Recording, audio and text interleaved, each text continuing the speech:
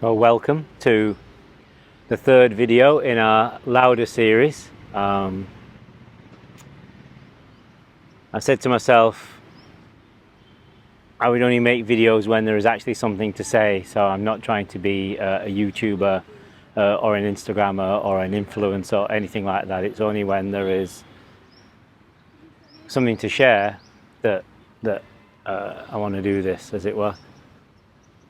So it's been probably a couple of weeks since the last one, maybe 3 weeks actually, because we've been to Rishikesh, and I'm back in the park from the first video, and I'm just really grateful for you being here with me.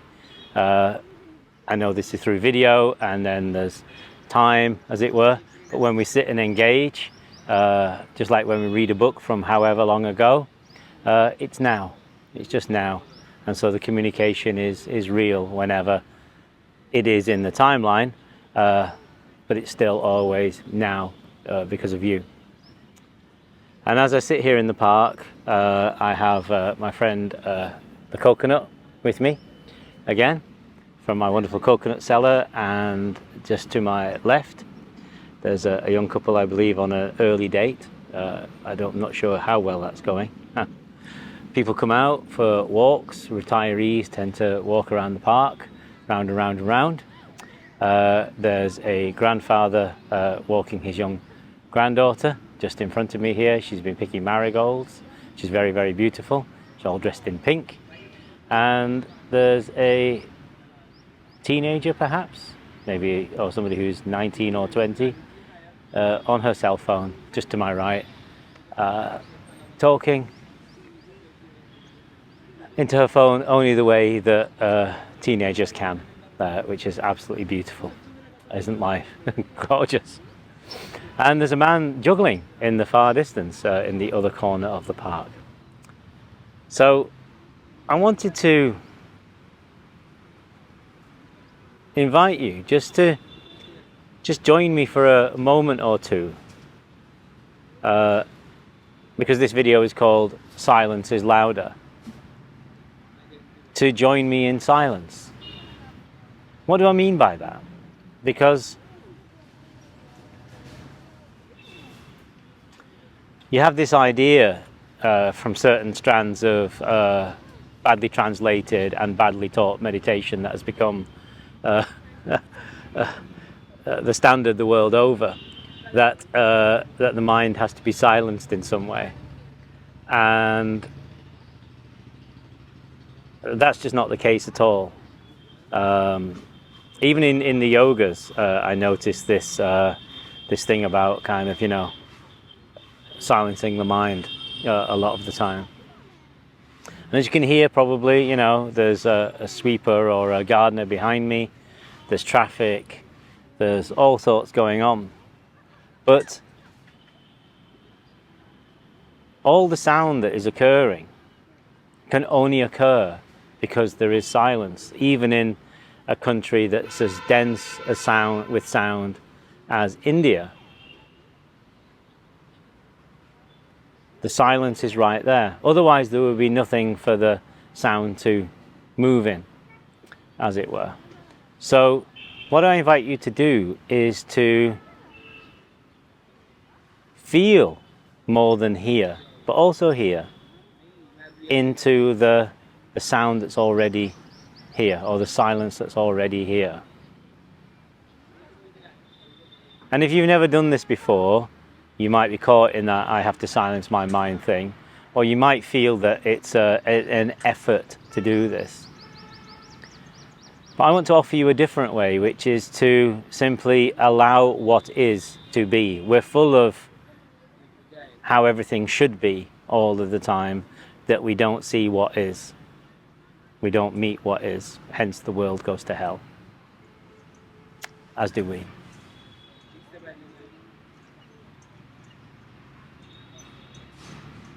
So accept in your heart, not your head, but your heart, what is.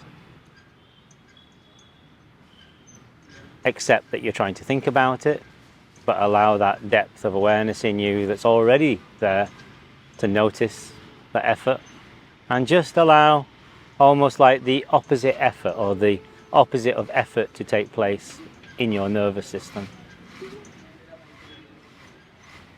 You might notice that there's fear because we're holding on to something tight. If I let go of this, it's going to eat me, it's going to swallow me up. Accept that there is fear. Accept what is. But what we're not listening to is the story. There's always a story in the head about how things should be, and if only I could let go of this fear, then I would, or if only my situation was like this. All that might be true. But for this one heartbeat, just let it be. You don't need to let it fall, make any egoic effort to push it away. Just let it be.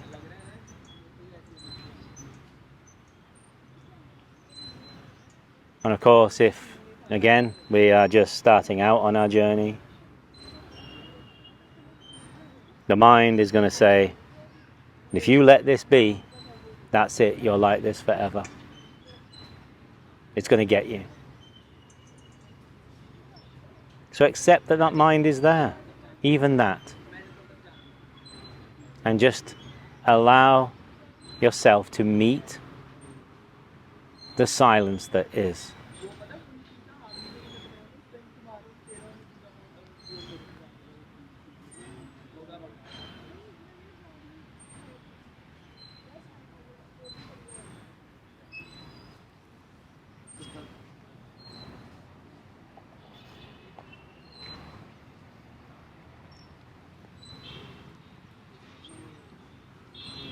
Silence doesn't mean we force a stillness into ourselves.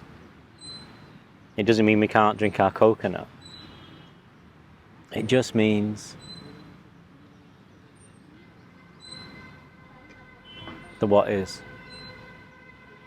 In all that dynamic movement, being aware of that, but also being aware of what else is there. And perhaps already you notice a dynamic sense of life, or maybe an inspired idea has already come out of that deeper place in you and is lighting up your imagination. Or that thoughts are arising and you're grabbing onto them to try to stop them. If you're lost, accept that you're lost and you're no longer lost. If you feel the silence, don't try and grab to it and make it more than it is and wrench some spiritual experience out of it. Just be here now with the silence that is.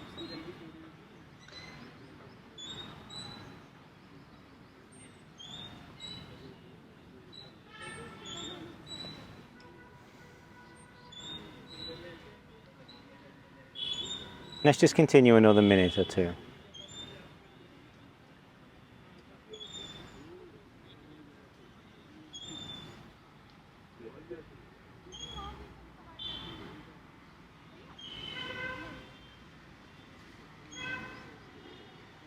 And every time attention comes up, you feel the body tense or the mind move, and then the emotions move. Don't try and stop them, just notice their movement taking place within silence. Silence is only a word. It might be more like awareness or deeper consciousness or life.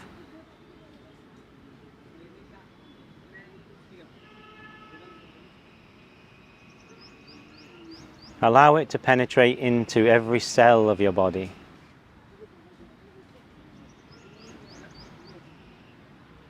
Or allow it to be found, rather, in every cell of your body.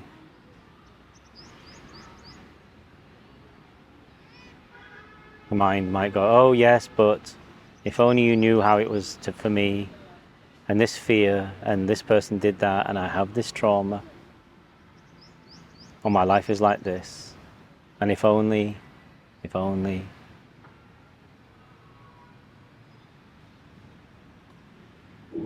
And so if that voice is there, that's a scared, hurting part of you, that you can just tell it that you love it, rather than going away. Say, go away. Don't do that. Just, I love you. I love you. Come sit with me. Let's listen to the silence. Or I'll do it for you if you can't join me.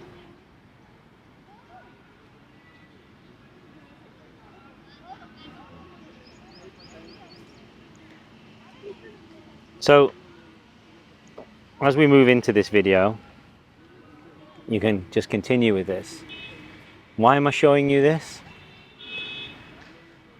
Because this is the method of burning things down, as crazy as it seems. It's not an imposition of false silence. It's our method of burning things down. It's the way to begin knowing yourself, to being aware of yourself within life. That all of that duality that we talked about in the last two videos is trying to take you away from. And what we normally do is enter into battle with those dualities to try and carve out a space for ourselves when that space is already here. And what's even more important about a process like this, it's not really a process, I'm just describing it as such, is that within allowing the silence, and for whatever is going on to go on, this doesn't mean we're going to allow it to continue. It's how we actually find the answer for change. Because if we don't, we're just going to meet it at the same level. We're going to adopt one position or another, and the same old will continue. And it's depending on that. That whole way of doing things is depending on that. This way,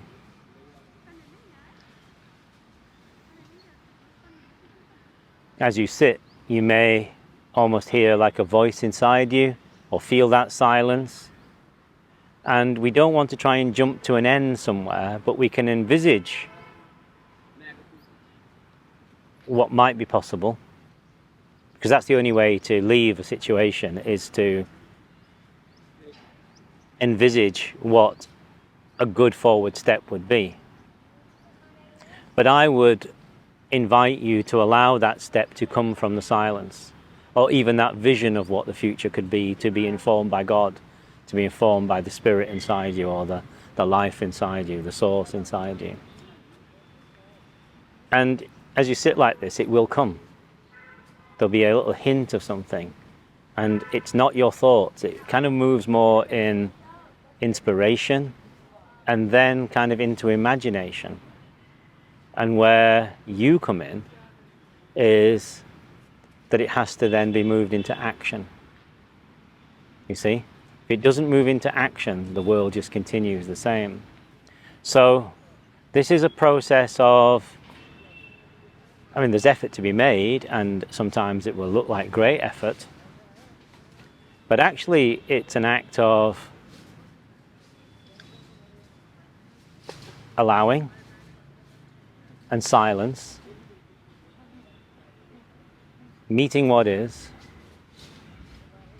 Through that meeting what is, you transcend the dualistic layer, and then through that moving into imagination, and then into action and creation, whether that's with yourself or with others. Again, that is transcendence. So, we might posit an idea of a world that operates for the benefit of life and for the benefit of being and consciousness, which the dualistic world does not offer. That would be something of my imagination. But it's not just my imagination. I've seen it in TV series being imagined, Star Trek. I've seen it in films like La Belle Verte. So the imagination is there. And I think it's Bell Hooks who said that in order to move beyond, we have to first imagine. So I would invite you to let that imagination come from the truest place within yourself, you see? That's why I want to invite you to work this way. If that seems right for you. That is, because I have no monopoly either on wisdom or knowing things, and certainly these videos and whatever you would call the offerings I make, the books and the teachings, are not coming from a place of knowing lots of stuff. That, although I may know lots of stuff, or we may know lots of stuff between us, which we place a great value on in society, and elevate people through knowing stuff. Very often the knowing of stuff contains no wisdom whatsoever. So your own wisdom lies in this place.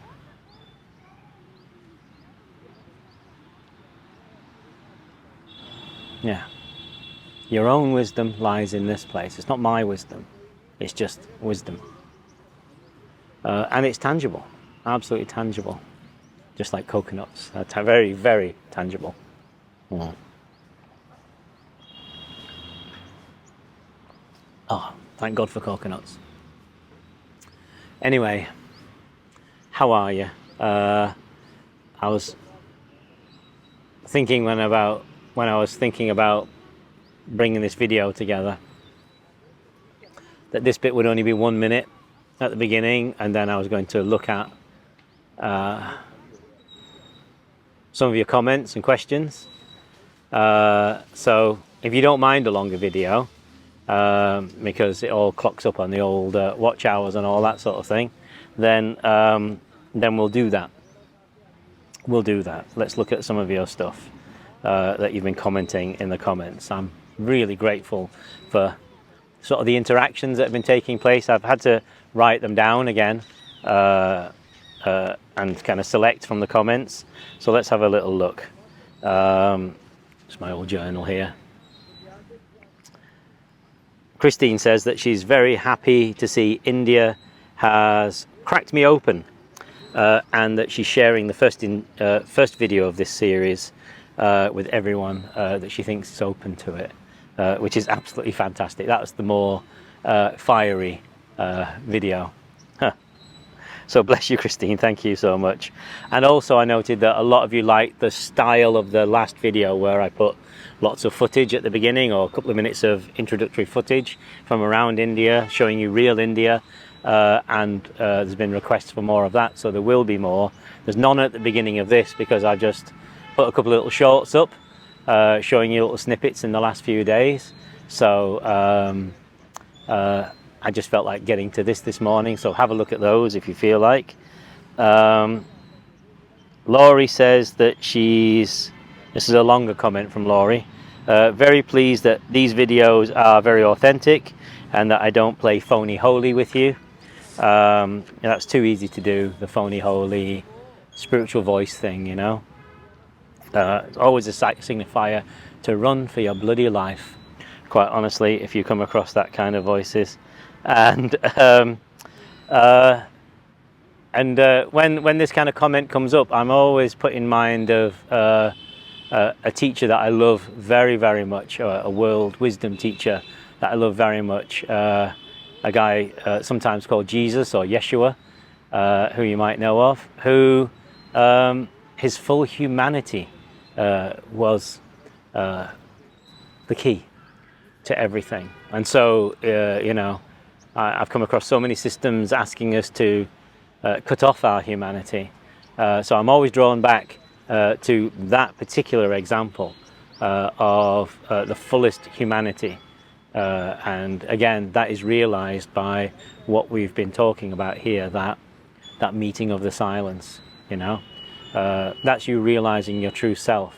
It's not library silence. It is the what is, as it were. And if you can call that God, if you like. Laurie also writes about, she lives in Canada, the wonderful collective energy that has started to come together after the protests in the last 3 years there. And she says that she agrees with everything that's being said here and still feels there's a need to protest. And I would agree completely. I have no problem with protests whatsoever. It's just that my only addition would be that we don't protest from a dualistic position. Ramdas, wonderful Ramdas, if you remember him, used to go along to protest, but he used to bring a sign that had an Om painted on it, or the words "Be Here Now" or something, and would be a space for presence within whatever was going on. I would introduce or invite you to the process that we've just looked at, to kind of bring that into protest. The reason for this is very, very important, that awareness is present, is that we don't just kind of think that one duality is the answer to another duality, because that's all that we've been getting. And we've seen a lot, particularly with people in the so-called spiritual and yogic communities, kind of getting drawn into particular dualities, even though there's initial spark of kind of, hang on a minute, about things and kind of wanting things to be seen for what they are. It leaves us wide open to be drawn on into another duality, as it were, that will do everything it can to appeal to us. You know, there's the whole sort of purity consciousness sort of movement and all that sort of thing. And really, I understand that. Here I am, you know, living a sattvic lifestyle and drinking coconuts. I'm all for a clean life because it's a better life, and the body works so much better that way. But it's very easy for us then to be drawn into certain ideas and plugged into certain ideas, and then, well, this is all good, but we have to hate those people there, you know. And so we're not looking to create a new false middle, because everybody dies in that, as we talked about last time. And we're not looking to go to a new duality. We're looking for what's real. We're looking for what's true. And only this, I don't mean the method, I mean the what is going to show us that in any way. So collective, yes. Aware, yes. Presence, yes. Protest, yes. Protesting for consciousness, protesting for change, for burning it down, for but more important, actually, actual action of creation of new systems. So let's imagine and create, rather than just give our energy to the machine, as it were, the duality machine, which will always be running. We're not going to get beyond it, but we can get a few steps with things so that it troubles us a lot less. Laurie also says that the last 3 years has kind of broken the shells for a lot of people, and they're kind of seeing more clearly what's going on in this kind of dualistic thing. And again, I would agree with that, and I would again just invite anybody feeling that way to work with your consciousness, work with awareness, and watch out for people trying to get a hold of you, or the systems trying to get a hold of you because of that. And it's very easy to self-hypnotize yourself into stuff, especially if you watch a lot of YouTubes or you know, on certain channels and things like that. All of it is looking for its own egoic gain all of the time, I find, sadly, and truth is often used as a lie.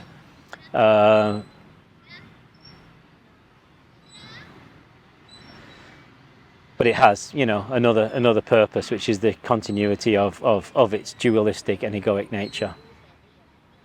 So only this just takes us straight beyond that. You know, that's all. It's not what we have to maintain a state. We just work at it a little bit every day. You know, if you pepper 20 or 30 moments of it through your day, awareness just becomes natural to you. This deeper awareness, you will start to know yourself, and you will be in your actual power rather than a false egoic sense of power, which is what we see kind of constitutionalized into so many ideas of false reality around the world. Yeah, So transcendence with imagination, indeed. That's kind of what all this is about. So we transcend the old normal to create a new normal of authenticity and presence. And as I'm feeling, I want to talk about more the possibility of a world that is a world that is on the side of life, because we're so crazy at the minute that you can die for not having no money, and people go, yeah, that's right, you should, and all that sort of thing. And then somebody else will go, oh, he said that, so he believes in these things, you see, so he's one of those, oh my God, ag. So duality, you see where I'm getting at? And yet if we transcend that with the heart of silence, we might actually kind of kiss and make up and do something, together, which would be a hell of a lot better. And even if you can't get to the awareness, just do the kissing, if nothing else. For Christ's sake, there's got to be more kissing. And anything else?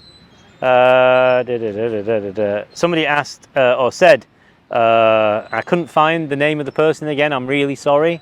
There was so many comments, which I'm not used to recently, in all sorts of different places, that I couldn't find who it was, but I remember the comment, which is that this particular person said that they believe that this being was a bodhisattva.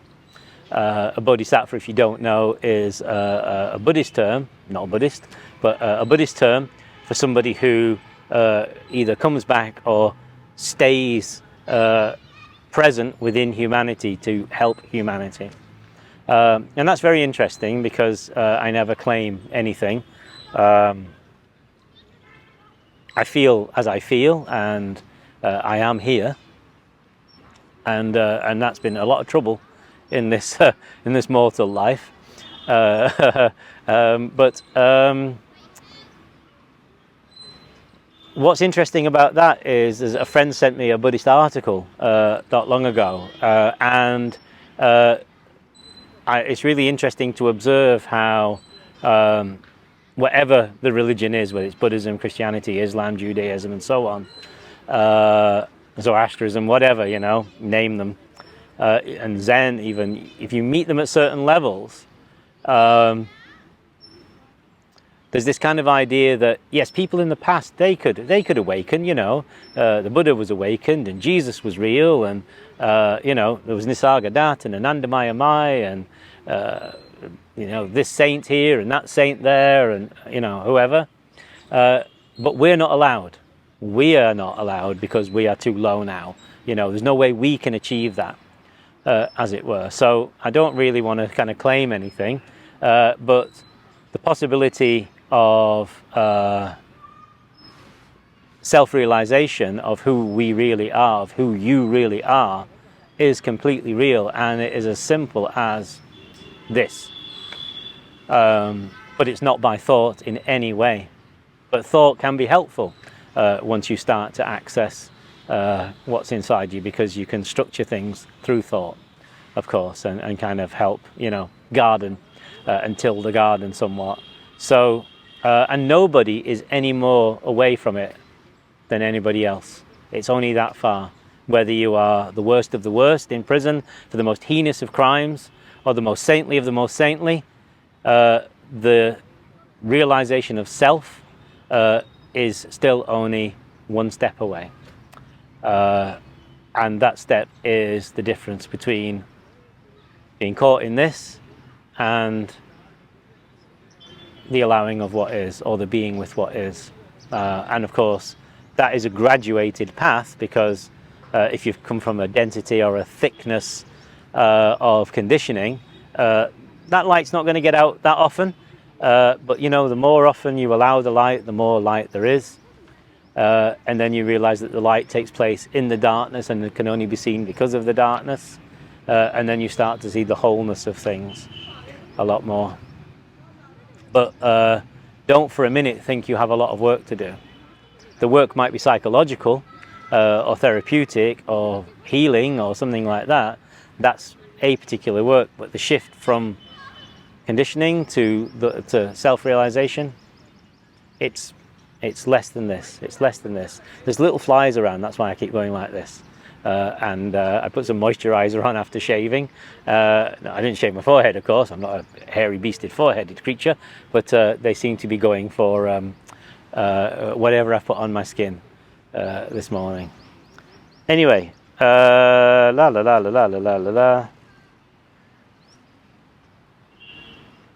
A lot of you feeling what's being said in these videos. You're feeling it in your hearts. And that's fantastic, because that's what I'm aiming for. I'm going for your heart. I'll be honest with you, I am going for your heart, because trying to get through the head, you know, you should see the machete that this guy has to use, my coconut wallah, to take the top off these coconuts. You should see the size of his machete. And I don't want to do that to you on your head, your beautiful head. But if we go for the heart and the wisdom that is already present within the heart through awareness or silence or God, whatever you would call it, and we can access that together on your own and so on, well, then we get the lovely water inside.